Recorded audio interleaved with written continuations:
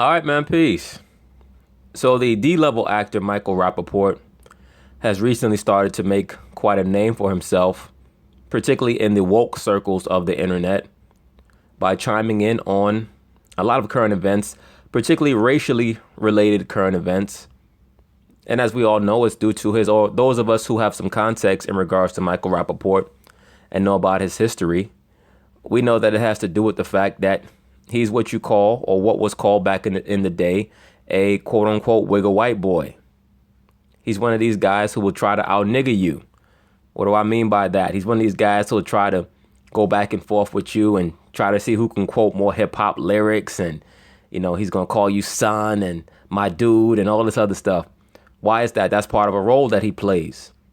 A lot of people don't understand that wigger white boy role is exactly that. It is posturing. He does not talk like that when he meets with Hollywood execs. You understand? That's not really him. That's a persona. But he says some things that are very interesting in this little video clip. And I think that it gives a little bit of insight and a little bit of perspective in regards to what makes someone like him tick, in regards to his attempt to understand the so-called black man and woman.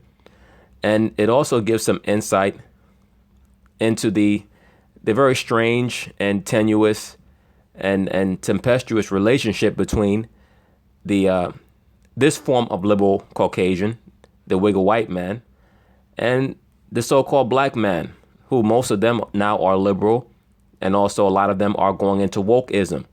So anyway, let's see what Michael Rappaport has to say.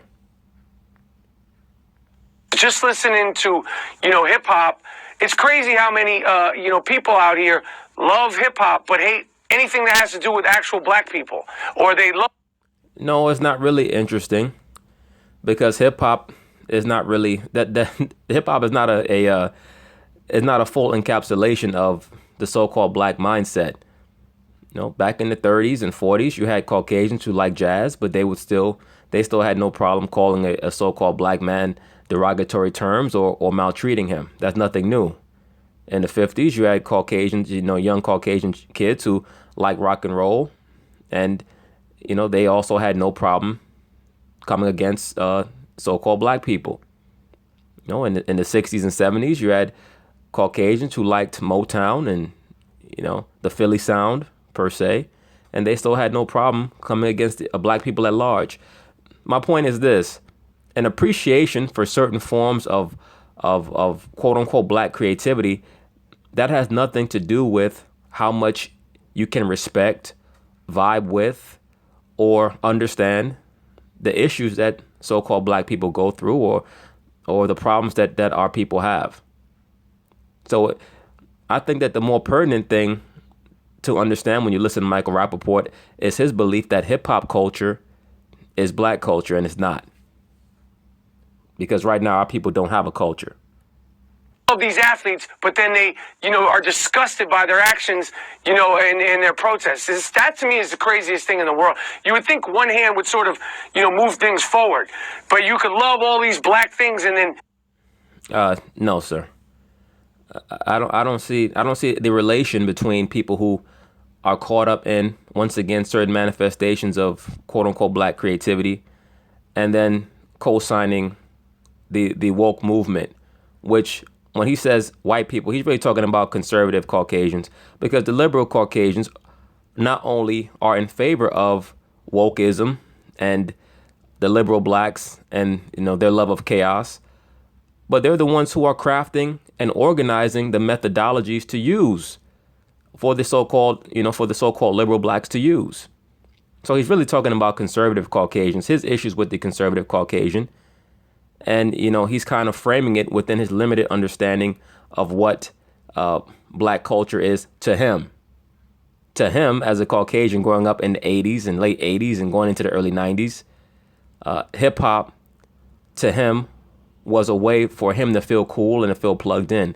When you really examine Michael Rappaport's career, he's always tried to cling on to that persona of, I wish that this could be me. That's really what the wigger white man represents.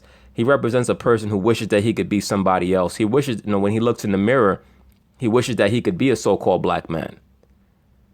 But at the same time, he understands the advantages that he has as a Caucasian in this current society. So when he speaks about things like race in relation to hip hop culture, all he's doing is posturing. That's for his liberal black crowd. And there are a lot of so-called pro-blacks and internet revolutionaries that like Michael Rappaport. Believe me, I've seen the comments. These niggas are so simple. As soon as he says anything about race, they say, oh man, that's my man Rappaport. He's down. He has a hood past. Like that's how simple these niggas are, man.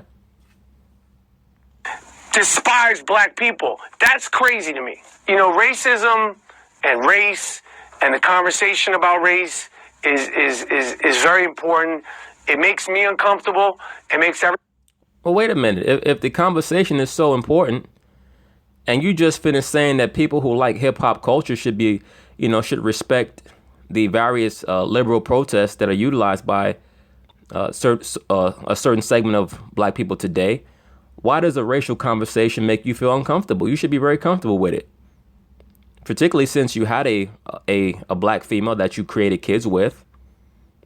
Particularly since many of your movies, going from Zebrahead to what's the film that he did about the kid in college? Then he did another one with Spike Lee, Bamboozled. Every time you see him, he's popping up trying to play some form of a role where he is clinging on to or being closely associated with so-called black culture. And the wiggle white boy is the person to watch out for the most because he wants to be you. Once again, he's the type of guy who will try to out nigga you. I know more lyrics than you. I could take your woman, so and so. Now, he was with a so-called black woman back in the 90s, and then he left her, and then he got with a Caucasian woman. But he still likes to play that role, that, yeah, son, you know what I'm saying? Like, he's still trying to get caught up in that role that he's playing. Oh, Higher Learning, that's the name of the movie. That's one of my favorite flicks, too. Higher Learning. I love when Omar Epps whooped his ass. That's my favorite scene when he caught Remy in the stairwell. Everybody uncomfortable, but I try to just go head first into it. I think it's important. I ain't a social, How could you go head first into a conversation about race when you don't even know what your race is? Well, Michael Rappaport, he will claim to know his race because he's a so-called white Jew. And that's my thing. How could you have a conversation about race when the conversations that you have are predicated on corporate designations? It's not even real race. You're talking about black and white. Those are not real races. So this is why people are constantly trying to engage these circular conversations that are going nowhere. But the reason why he's trying to push that and postulate that is because of his infatuation with the so-called black man. That's it. This man wants to be you. All of these internet revolutionaries out there who don't get that, man. It's sad. This man wants to be you, and you trying to congratulate him for making a lot of low-level observations that really just show that he views you as a cardboard cutout and a caricature. Oh, because he likes hip hop culture, he's going to co-sign the Black Lives Matter movement. He's another guy who's trying too hard. There's a great scene at the end of the film, Rise of the Planet of the Apes, when after Caesar leads the apes into the woods, and I'm gonna go into that film in depth very soon, hopefully. All three films, hopefully very soon. And James Franco, who plays Caesar's handler throughout the film, he's still trying to get Caesar to come back home with him. And Caesar understands at that point what his real calling is. And Caesar grabs him and he whispers in his ear, Caesar is home. Why? Because he was with his own and he was leading his own. All right. It wasn't that he hated James Franco's character anymore. It was just he grew up. And if you notice in that scene, throughout the movie, he was crawling mostly on of course, on his legs and on his knuckles. But at the end of the film, when he met with James Franco, he stood straight up because that symbolized that he had come into his fullness. All right. When the so-called black man comes into his fullness, he's not going to feel the need to have these silly circular conversations anymore with the Caucasian. He's not going to be concerned with their validation. This man, Michael Rappaport, is trying to play into the understanding that he has that the black man wants his acceptance. And on the flip side, he wishes that he could be a so-called black man, not in this world, but just overall in general. He wishes that he could emanate that energy that the so-called black man can emanate. Expert on things. I just go with my gut and my experiences. Yeah, when he says he goes with his gut and his experiences, what when he says he goes with his gut and his experiences, what he's really talking about is all the black women he slept with and all the hip hop he's listened to. That's what he's talking about. He's not talking about any real experiences because he's never been a so-called black man. So how could you go by any experiences? Are you talking about the rapport that you have with certain two-dimensional thinking blacks that want you to like them while you want to be them? I mean, once again, you have to really truly understand that wiggle white boy spirit. That is a very, very serpentine spirit. And when I say serpentine, I mean on the left-hand side. Okay? That's like anybody else who you feel like is biting your style. When somebody wants to be you, eventually they want to be you to the point where they want to remove you.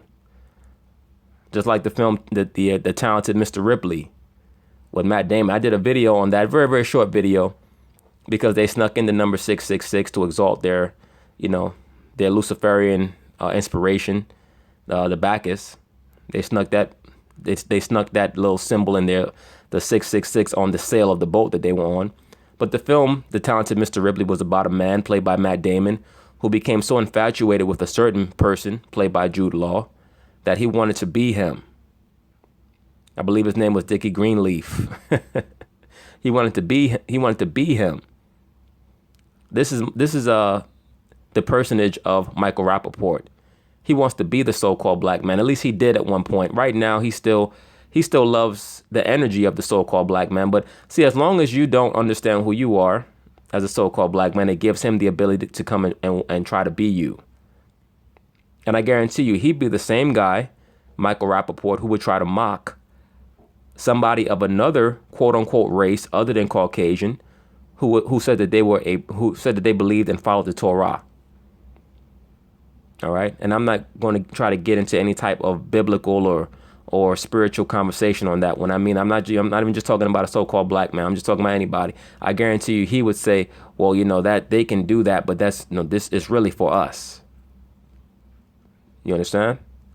See, it's one thing to have a conversation when you're doing it on the terrain that you feel like the conversation should be done on.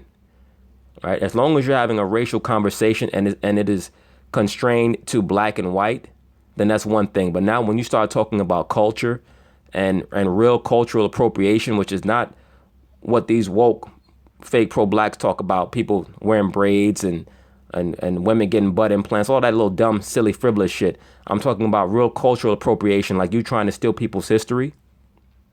Now that's a whole other issue. Okay? But anyway, I just thought that this little snippet was very interesting. Peace.